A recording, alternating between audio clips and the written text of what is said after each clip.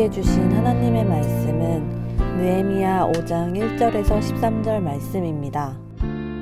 그때 백성들이 그들의 아내와 함께 크게 부르짖어 그들의 형제인 유다 사람들을 원망하는데, 어떤 사람은 말하기를 우리와 우리 자녀가 많으니 양식을 얻어먹고 살아야 하겠다 하고, 어떤 사람은 말하기를 우리가 밭과 포도원과 집이라도 저당 잡히고 이 흉년의 곡식을 얻자 하고, 어떤 사람은 말하기를 우리는 밭과 포도원으로 돈을 빚내서 왕에게 세금을 바쳤도다. 우리 육체도 우리 형제의 육체와 같고 우리 자녀도 그들의 자녀와 같거늘 이제 우리 자녀를 종으로 파는도다. 우리 딸 중에 벌써 종된 자가 있고 우리의 밭과 포도원이 이미 남은 것이 되었으나 우리에게는 아무런 힘이 없도다 하더라.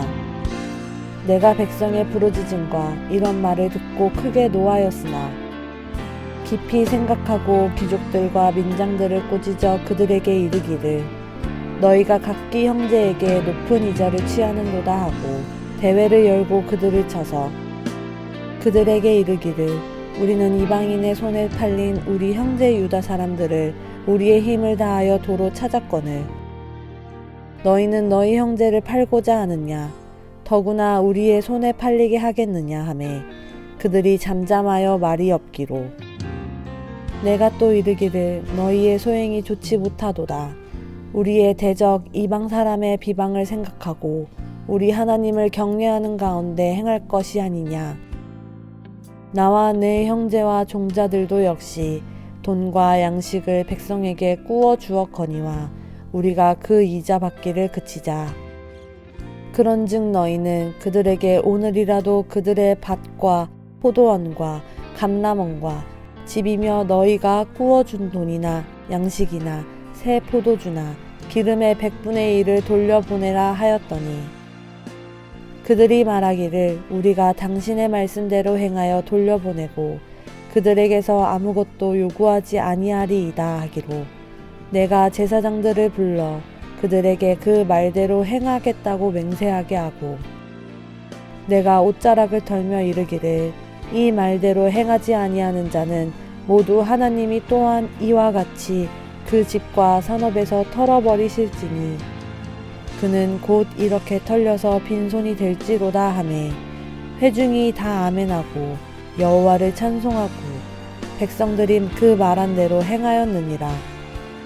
오늘 이 말씀에 많은 은혜 받으시기 바랍니다.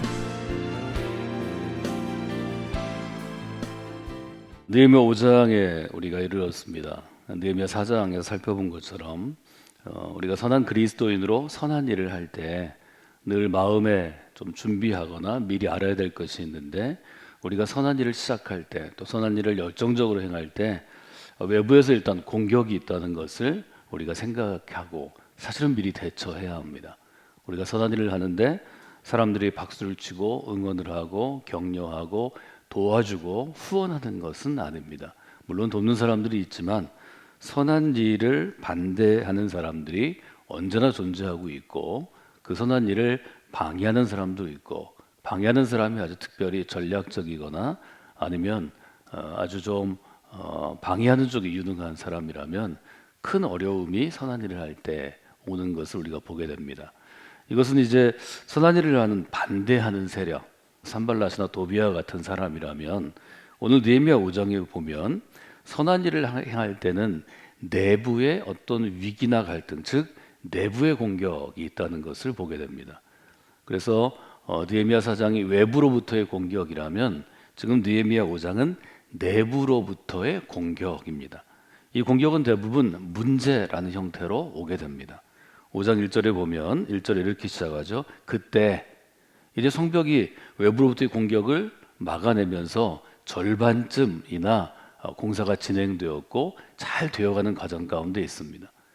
공사가 잘 되어가니까 이 공사를 잘 독려하고 계속 진행해 가면 성벽이 완성될 터인데 그렇게 되지 않습니다. 1절에 보면 그때 백성들이 두 가지 일종의 동사가 등장하는데요. 첫째는 부르짖다 이렇게 되어 있습니다. 여기에 부르짖다는 하나님을 위하여 간절히 우리가 기도하는 것을 의미하는 게 아니고 소리치다 하는 것입니다. 여기 보면 백성들이 그들의 아내와 함께 크게 부르짖어입니다. 이 이야기는 예루살렘 공동체 유대인 사회에 아주 주된 사람들이 이미 어떤 문제로 화를 내고 있고 격앙되어 있다는 거죠. 크게 소리칩니다. 그리고 뭐라고 이야기하는가 하면 그들의 형제인 유다 사람을 원망하다 이렇게 표현합니다. 부르짖다, 원망하다. 이것이 지금 오정에 등장하는 예루살렘 신앙 공동체 내부의 공격입니다. 내부의 문제이고 사실은 공동체의 위기라고 볼 수 있습니다. 부르짖는 것은 굉장히 아프다는 거죠. 아프니까 소리치는 거죠. 삶 자체가 아프고 고통스러워서 좀 알아달라고 소리치는 것이고 억울해서 소리치는 것이고 해결하라고 소리치는 것입니다. 이 소리를 누르면 여러분이 아시는 것처럼 문제가 크게 생깁니다. 대부분 인류 역사를 뒤바꿔 놓은 우리가 어떤 혁명이라고 부르는 것들은 이 소리가 누르고 누리고 누르다가 튀쳐나오면 사회 자체가 전복되고 바뀌는 거고 또 그 시기를 이용하는 아주 전략적인 소수의 사람들이 있습니다. 이 부르짖었다는 거죠. 공동체 위기입니다. 더 큰 위기는 어떤 것인가 하면 원망하는 것입니다. 원망하는 것은 공동체 내부의 누군가 혹은 특정 그룹들에게 그 책임을 돌리는 것입니다. 여기 원망하는 것이 누구를 원망하는 건가요? 그들의 형제인 유다 사람을 원망한다. 원망의 대상이 중요하죠. 여기 보면 그들의 형제라고 일부러 표현합니다. 대부분의 유대인은 여러분이 아시는 것처럼 아브라함의 자손이라고 그들은 고백합니다. 그러니까 한 혈육, 한 조상 밑에 있는 형제요 자매라는 거죠. 크게 보면 한 가족이라는 거죠. 가족이 가족을 원망하는 것은 큰 일입니다. 작은 일이 아닙니다. 이스라엘은 지파 공동체라고 우리가 부르는데요. 이 지파는 큰 가족입니다. 12개의 지파로 나뉘어져 있지만 이 큰 가족들이 문제가 없어야 하는데 이미 공동체는 깨어져 있습니다. 공동체가 나뉘어져 있고 분열이 있다는 거죠. 그럼 어떤 것 때문에 문제가 있는가 하는 거죠. 여러분도 그 문제를 파악해야 하고 사실은 느헤미야가 이 공동체를 이끄는 본인이 총독으로 있을 당시에는 책임지던 리더인 느헤미야가 공동체 내부의 문제를 잘 파악하는 일이 중요합니다. 느헤미야 4장과 똑같은 우리가 방식으로 얘기한다면 선한 그리스도인 리더십은 공동체 내부에 어떤 문제가 있는지에 대해서 좀 민감해야 하고 잘 파악하는데 실제로 문제는 늘 있습니다. 모든 선한 일에 외부의 공격이 있듯이 모든 신앙 공동체는 크든 작든 자기만의 문제를 가지고 있습니다. 중요한 것은 그 문제에 어떻게 대응하는가 하는 것입니다. 느헤미야는 여러분이 아시는 것처럼 이미 2장에서 예루살렘 성벽을 중건하기 위해서 성벽을 다시 쌓기 위해서 돌아온 날 사흘 동안 칩거하다가 밤에 예루살렘 성벽 전체를 자기 측근 몇 사람과 아주 면밀하게 돌아보았다고 얘기합니다. 마찬가지로 느헤미야는 지금 일어나는 문제를 파악하기 시작합니다. 문제는 어떤 것인가요? 2절로부터 5절에 보면 문제의 리스트가 등장합니다. 첫 번째 문제는 뭐냐면 생활의 문제였습니다. 어떤 사람은 말하기를 우리와 우리 자녀가 많으니 양식을 얻어먹고 살아야 하겠다 하고 매일매일에 먹을 것이 부족했다는 거죠. 배고팠다는 거죠. 이 배고픔의 문제를 해결하지 않으면 공동체는 무너지는 거죠. 정치적으로 무너지는 것입니다. 지금 예루살렘에 배고픈 사람이 늘어납니다. 밥을 먹지 못합니다. 자기 자녀가 밥을 먹지 못하는데 누가 그 공동체를 신뢰하고 사랑할 수 있고 그 공동체를 이끄는 리더들이나 또 공동체에 이끄는 리더십들, 지배자들을 누가 좋아하겠습니까? 배고픔의 문제가 있습니다. 두 번째 3절에 보면 어떤 사람은 말하기를 우리가 밭과 포도원과 집이라도 저당을 잡혀고 이 흉년의 곡식을 얻자.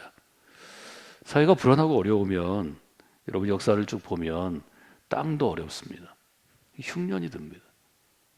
정치적으로 불안하고 왕이 바뀌고 또 왕이 통치를 잘 못하고 또 왕이 통치를 못하니까 밑에 있는 신하들이 백성들의 고열을 짜는 시대에 보면 흉년이 자주 듭니다. 전염병이 자주 돕니다. 이때 지금 예루살렘 가운데 이 황폐의 원인 중에 하나는 공동체 중에서 배고픈 사람이 너무 많고 못 사는 사람이 너무 늘어나고 두 번째는 흉년이 오니까 그나마 있는 밭과 포도원과 집을 저당 잡히고 여기 저당 잡히고에 여러분들이 밑줄을 그셔야 합니다. 저당 잡히고 흉년의 곡식을 얻자 하자. 사회적인 일단 재난이 있습니다. 세 번째는 어떤 것인가요? 세금의 문제입니다. 어떤 사람은 말하기를 우리는 밭과 포도원으로 돈을 빚내서 왕에게 세금을 바쳤도다. 빚내서 세금 내는 사회. 우리가 작년에 경험했죠. 빚을 내서 세금을 낼 수밖에 없는 사회. 빚을 내서 세금을 내기 시작하면 그때부터 사회는 붕괴하기 시작합니다. 세금도 적절하게 거두어야 국가도 적절하게 부강해주고 백성들도 삶을 유지하는 거죠. 세금이 과하면 그 사회는 반드시 멸망이라는 결과를 얻는 게 역사의 교훈입니다. 여기 지금 보면 예루살렘에 세금이 너무 무겁습니다. 자기가 빚을 내어서 세금을 내야 되는 사회라면 이건 문제가 있는 사회입니다. 지금 그 문제가 여기 걸려 있습니다. 네 번째 보면 5절에 힘들고 어려우니까 어떤 일이 있냐면 스스로 노예를 삼는 사회가 됩니다. 옛날엔 자녀를 종으로 팔아서 그 해 먹을 걸 샀죠. 이스라엘은 그런 사회를 만들지 않기 위해서 하나님이 디자인하신 사회입니다. 근데 5절에 보면 우리 육체도 형제 육체에 같고 우리의 자녀도 그들의 자녀와 같은데 우리는 자녀를 노예로 팔고 있습니다. 아주 심각한 병이 지금 이 공동체 가운데 있는 것을 보게 되고 단순히 예루살렘 성벽이 무너졌든지 성문이 불탄 것이 아니라 이스라엘의 근간을 이루는 하나님의 법칙이 작동하는 사회가 무너져 있다는 걸 보시게 됩니다. 이게 문제가 되는 거죠. 정리하면 지금 느헤미야 앞에 있는 문제는 첫 번째 배고픔, 식량의 문제이고 두 번째 흉년의 문제이고 세 번째 세금의 문제이고 네 번째는 자녀를 종으로 팔아야 할 만큼 공동체가 무너지는 규칙이 무너지는 문제가 있다는 것을 보게 됩니다. 5절에 보면 헐벗은 예루살렘 백성들이 스스로 자기를 일컬어 이렇게 이야기합니다. 5절에 이렇게 되어 있죠. 우리 딸 중에 벌써 종된 자가 있고 우리의 밭과 포도원이 이미 남의 것이 되었으니 우리에게는 아무런 힘이 없도다 하더라. 스스로가 공동체를 이루는 백성들이 자기 자신들을 위해서 이제 우리는 무력한 사람들입니다. 우리는 무력한 백성입니다. 우리는 무력한 공동체입니다. 포기하는 그러한 상황에 이르는 것을 보게 됩니다. 아주 가슴 아픈 일이죠. 예루살렘 공동체는 또 전체로 보면 이스라엘은 하나님이 이렇게 세우신 공동체가 아니죠. 하나님이 다스리시는 나라, 하나님의 백성들이 살아가는 나라, 하나님의 원칙이 있는 나라, 하나님의 마음이 있는 나라인데 이미 공동체가 붕괴되어 있다는 것을 보게 됩니다. 우리가 주목해야 될 것은 하나님께서 세우신 사람, 택한 그리스도로 세우신 느헤미야의 대처입니다. 첫째, 느헤미야는 이 상황들을 알고 나서 크게 노했다고 성경은 얘기합니다. 6절에 한번 읽어볼까요? 내가 백성의 부르짖음과 이런 말을 듣고 크게 노하였으니. 아주 분명하게 분노했다는 거죠. 우리가 믿음으로 살아갈 때는 그 믿음과 크게 어그러진 일들이 우리 믿음의 공동체 가운데 혹은 우리 함께 살아가는 이웃, 우리는 지금 국가 개념으로 살아가는데요.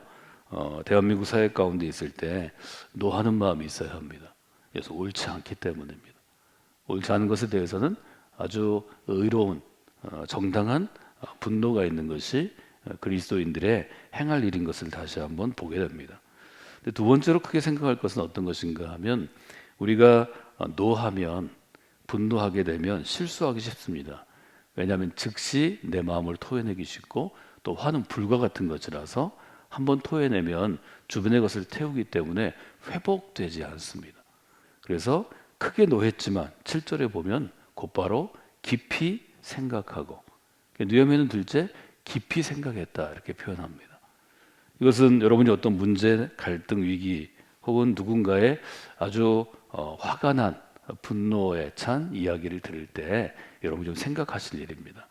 첫 번째는 그 잘못된 것에 대해서는 여러분이 분개해야 하지만 두 번째로는 깊이 생각하는 것이 중요하다고 지금 성경은 우리에게 알려줍니다. 깊이 생각한 다음에 느헤미야는 그 다음 스텝으로 나가는 거죠. 여기 깊이 생각하다라는 것은 히브리어 원문으로 보면 나의 마음이 내 안에서 혹은 나로부터 다스려졌다. 이렇게 우리가 직역할 수 있다고 하죠. 나의 마음을 다스리는 것입니다. 깊이 생각하는 것은 나의 마음을 다스리는 것입니다. 우리가 어떤 문제 앞에 설 때 특별히 공동체 안에 누군가의 문제 혹은 어떤 그룹의 문제, 어떤 시스템의 문제를 우리가 다하면 쉽게 화내는 것은 누구나 할 수 있는 일입니다. 그러나 여러분이 그 공동체를 깊이 사랑하고 그 공동체에 책임을 진 어떤 리더십으로 활동한다면 화는 나지만 좀 참아내고 깊이 생각하는 시간을 가지셔야 합니다. 그래야 그 공동체의 문제를 해결할 수 있는 기회가 주어지고 깊이 생각한다는 것은 마음을 다스리는 것입니다. 느헤미야가 아주 기가 찼을 것입니다. 본인은 페르시아에 있었지만 예루살렘의 어려움을 생각해서 여기까지 오게 되었고 또 사람들을 데리고 지금 열심히 일하고 있는데 일하는 이 공동체에 도려내야 되는 썩어 있는 부분이 드러나는 것입니다. 백성과 백성들이 서로에게 돈을 빌려줘서 이자놀이를 하고 있는 사람들이 귀족들과 또 리더들이 없는 사람들에게 돈을 빌려주고 고리로 이자를 받은 다음에 집을 가져오고 포도원을 뺏고 자녀들을 종으로 파는 이런 악행이 예루살렘에 있다는 것이 느헤미야는 아마 용납하기 어려웠을 것입니다. 그것을 다스리는 그러한 일들이 그에게 있는 것을 우리가 보게 됩니다. 리더십의 측면에서 보면 우리가 어떤 믿음의 공동체이든 또 그리스도인들이 함께하는 어떤 일이 있을 때 이런 어려움이 사실 있을 수 있습니다. 제가 4가지 점들을 주로 강조했는데요. 첫 번째는 어느 공동체나 문제가 있다는 것을 받아들일 수 있어야 합니다. 내가 영향력을 끼치는 또 내가 일하는 데는 문제가 없다. 그런 곳은 없습니다. 사람이 모이는 모든 곳에는 문제가 있습니다. 문제 없는 공동체는 없습니다. 두 번째는 문제가 생기면 원인을 제대로 파악하는 게 중요합니다. 원인을 제대로 파악하지 않으면 해결이 되지 않습니다. 문제 전체를 파악하는 눈을 길러야 하고 세 번째는 문제를 파악했으면 일해야죠. 타이밍을 좀 생각하면서 놓치지 않고 좀 대처하는 게 중요합니다.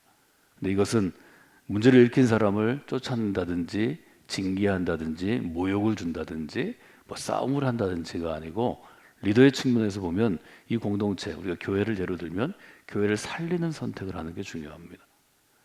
어떤 해결책이 있든지 그 해결책이 교회를 깨뜨리는 것이라면 신중하게 생각해야 합니다. 이 원칙들은 한번 여러분들이 이 느헤미야서를 통해서 먼저 한번 생각을 해보고요. 느헤미야가 한 일은 어떤 것인가 보겠습니다. 느헤미야는 첫 번째로 어떤 일을 하냐면 공개적으로 대회를 소집합니다. 7절에 보면 깊이 생각하고 귀족들과 민장들을 꾸짖어 그들에게 이르기를 너희가 각기 형제에게 높은 이자를 취하는도다 하고 대회를 열고 대회를 연다는 것은 집회를 여는 것과 똑같죠. 대회를 연다는 것은 말하자면 느헤미야가 이것을 공개적으로 처리하려고 결정한 것입니다. 몇 사람을 불러서 이렇게 하십시오. 잘못한 사람을 내부적으로 비밀스럽게 처리하는 게 아니고 이것은 공동체에 만연한 문제이기 때문에 사람들을 다 모여놓고 공개적으로 처리합니다. 공개적으로 처리한다는 것은 참석한 사람들에게 동의를 받아내는 것입니다. 이자를 빌려주고 잘못을 범한 귀족들, 엘리트들이 잘못을 시인하고 백성들은 그들로부터 사과를 받고 또 그들을 용인하고 공동체를 깨지 않는 선에서 함께 한다는 거죠. 그 대회를 열고 그들을 쳐서 일하기를 이렇게 얘기합니다. 우리는 이방인의 손에 팔린 우리 형제 유다 사람들을 우리의 힘을 다하여 도로 찾았거늘 너희는 너희 형제를 팔고자 하느냐. 우리는 지금 팔려간 사람들, 포로로 잡혀간 사람들을 회복시키는 일을 하고 있는데 예루살렘에 남아있는 너희들은 형제를 잡아먹고 있느냐. 아주 굉장히 뼈아픈 질책입니다. 다시 팔리게 하겠느냐 물어봅니다. 느헤미야가 지금 예루살렘에 남아있어서 이 예루살렘의 문제를 회복하지 못하는 리더들에 대해서 굉장히 질책하는 장면입니다.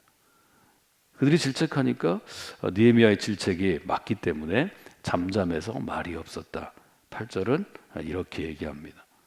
두 번째로 느헤미야가 한 일은 어떤 것인가 하면 일을 처리할 때 성서의 원칙을 토라의 원칙을 세워서 해결책을 제시하는 것입니다.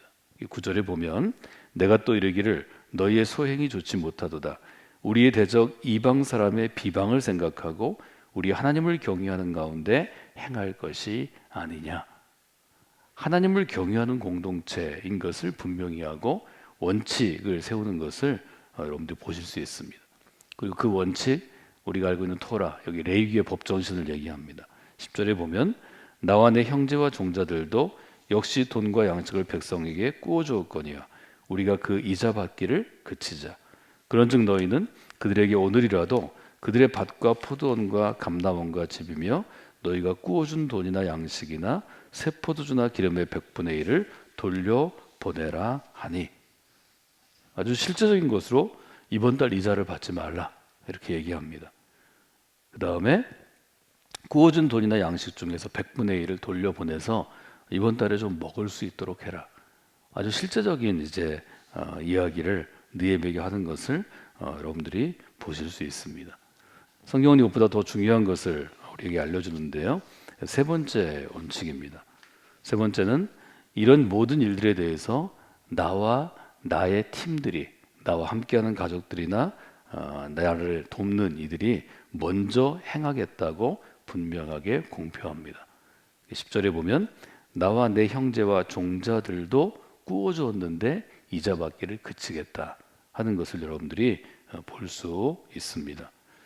12절은 그 명령에 대한 반응입니다. 12절 한번 읽어볼까요? 그들이 말하기를 우리가 당신의 말씀대로 행하여 돌려보내고 그들에게서 아무것도 요구하지 아니하리이다 하기로 내가 제사장들을 불러 그들에게 그 말대로 행하겠다고 맹세하게 하고. 여기 보면 다행히 이 일의 원인이 된 원망을 받는 귀족들이나 방백들이 당신의 말씀대로 행하겠습니다 하고 수긍합니다. 그래서 이제 공동체의 문제가 이제 잦아드는 것, 덮어지는 것을 우리가 볼 수 있습니다. 느헤미야는 이렇게 그 약속을 이행하는 이행에 대한 어떤 보장잔치를 합니다. 그것은 제사장들을 불러서 맹세를 받고, 이 맹세를 어기는 것은 곧 하나님 앞에 어기는 것이기 때문에 13절에 보면 옷자락을 털며 얘기합니다. 이 말대로 우리의 약속대로 행하지 않으면 하나님이 그의 집과 그의 산업에서 털어버려서 빈손이 될 것입니다. 아주 무서운 얘기죠. 이렇게 해서 그 약속을 지킬 수 있도록 일종의 도장을 찍는 날이 나는 그러한 일이 있게 됩니다. 느헤미야 이 처사에 대해서 이스라엘 사람들은 어떻게 반응할까요? 느헤미야가 이렇게 지혜롭게 처사할 때 그때 이스라엘 사람들은 13절에 보면 이렇게 반응합니다. 회중이 다 아멘하고 여호와를 찬송하고 백성들은 그 말한 대로 행하였느니라. 문제가 있을 수 있습니다. 하나님께서 그 문제를 해결할 만한 좋은 사람들, 좋은 리더를 세우십니다. 그리고 그 리더의 치리에 따라서 잘못한 사람들도 잘못을 회복할 수 있는 기회를 얻고 그동안 뺏어온 것들을 돌려주고 또 어려움을 당한 사람도 그 사람들을 용서하고 그때 이런 일들이 일어났다는 거죠. 첫 번째는 아멘 하고 받아들이는 것입니다. 여러분 우리 믿음의 공동체에서도 이건 심각한 일이지만 심각하지 않은 여러 일들이 우리 가운데 사실은 매주 또 매년 일어날 수 있습니다. 그때마다 우리가 하나님의 원칙을 세우고 그 원칙 아래서 아멘하고 받아들이고 수용하는 믿음이 있어야 하고, 두 번째는 여호와를 찬송하고 하나님의 인도하심과 하나님의 은혜 가운데 우리를 맡기고, 세 번째는 치리해서 결정한 것은 그 말한 대로 행하는 실천이 있을 때 그때 공동체가 회복되는 것을 우리가 보게 됩니다. 이 타이밍이 굉장히 중요한데요. 이 타이밍이 성벽을 막 짓고 잘 성벽을 짓는 건축 과정이 있었다는 걸 보실 수 있습니다. 좀 어려운 일을 한 다음에 이런 일이 있으면 느헤미야가 한숨을 좀 돌렸을 텐데 아주 힘들고 어려운 과정 가운데 이 일이 있어서 느헤미야는 크게 아마 속을 썩고 어려움이 있었을 것입니다. 그러나 공동체 문제를 해결함으로 말미암아 성벽을 재건하는 일은 더욱더 동력을 갖게 되는 거죠. 탄력을 받아서 더 잘 일할 수 있게 되었다 하는 것을 우리가 한번 돌아보면 좋을 것 같습니다. 느헤미야서 5장을 통해서 우리가 생각할 수 있는 몇 가지 점들을 저희가 다시 한번 정리해 보면, 우리 신앙의 공동체 안에 이런 문제들이 사실은 늘 발생할 수 있습니다. 문제가 발생했을 때 좀 화도 나고 어려움이 있지만 그때는 느헤미야처럼 깊이 생각하는 과정이 필요합니다. 원인을 좀 파악하고 공동체를 위해서 우리가 어떻게 해야 할지를 전체 문제를 파악한 다음에 그 다음에는 타임을 놓치지 않고 적절하게 대처하는 일이 중요합니다. 이 대처할 때는 리더들은 먼저 솔선수범하고 또 자기가 손해보는 삶들을 감수해야, 그래야 공동체 안에 그런 일들을 우리가 행할 수 있는 것을 보게 됩니다. 또 누구에게 정죄하고 또 누구를 쫓아내고 이런 일보다는 잘못한 사람은 사과하고 또 그 일 가운데 피해를 본 사람들은 그 일에 대해서 보상을 받으면서 그 일을 용납하고 공동체를 살리는 선택을 할 때 이 예루살렘 공동체가 세워진 것처럼 우리 교회 공동체도 그렇게 세워질 수 있겠다 하는 것을 여러분들이 한번 돌아보시면 좋을 것 같습니다. 우리가 느헤미야를 통해서 늘 보게 되는 것, 또 생각하는 것은 하나님이 주신 일, 즉 사명을 수행하는 공동체 안에도 4장에서 본 것처럼 외부의 공격이 있고 지금 5장에서 보는 것처럼 내부의 위기와 갈등과 충돌이 있습니다. 이것들을 잘 해결해 가면서 우리는 여러 가지를 생각하게 되는데, 첫째는 하나님께서 만들고자 하는 공동체가 어떤 모습인지를 마음 가운데 새기고 찾고 소망해야 합니다. 하나님이 지금 어렵고 힘든 이 공동체를 더 온전한 하나님의 나라로 만드시리라, 이런 기대와 소망과 믿음이 있어야 우리가 아름다운 공동체를 만들어갈 수 있습니다. 두 번째로 좀 생각할 수 있는 것은 이런 문제가 어려움이 있을 때 문제에 불을 지르는 사람, 말하자면 문제를 만드는 사람이 되지 않고 이 문제를 해결하는 사람이 되려고 우리 스스로가 노력하는 것입니다. 어느 곳에나 문제가 있다면 또 이 문제에는 서로의 좀 잘못이 있다면 이 문제를 부추기는 게 아니라 이 문제를 해결해서 더 온전하고 견고한 신앙의 공동체로 만들려고 노력하는 일에 여러분들이 쓰임받는 분들이 되시면 좋겠습니다. 또 이런 문제 가운데 있을 때는 이 문제를 이제 이야기하고 또 여러 가지 상황을 들은 다음에 리더십들이 결단하고 결정해야 되는데, 그 결정의 책임을 맡은 무거운 짐을 진 리더를 위해서 여러분들이 중보하고 기도하고 또 격려하고 또 응원하는 분들이 되면 좋겠습니다. 이런 일들이 있을 때 우리 안에 있는 이 신앙의 공동체가 더 견고한 공동체로 세워지는 것입니다. 여러분, 세상에 완전한 것은 없습니다. 세상에 우리가 꿈꾸는 것처럼 계획대로 되는 일도 없습니다. 그렇다면 우리가 서로가 각자의 부족함과 약함을 인정하고 더 온전함을 향하여서 나아가려고 노력한다면 하나님께서 그 일들을 감당케 해 주실 것입니다. 여러분이 어려움을 겪고 있는 예루살렘 공동체, 또 성벽이 무너지고 백성들은 정말 먹을 것이 없고 자녀들을 노예로 팔아야 할 만큼 지금 아주 황폐해진 이 공동체를 세우시는 하나님의 손길, 또 그 손길 가운데 그 일을 수행하는 느헤미야와 느헤미야를 돕는 이들을 보면서 여러분 자신이 더 아름다운 곳에, 더 귀한 곳에, 더 복된 곳에 쓰임 받는 택함 받은 그리스도의 그릇이 되시기를 주님의 이름으로 부탁을 드립니다.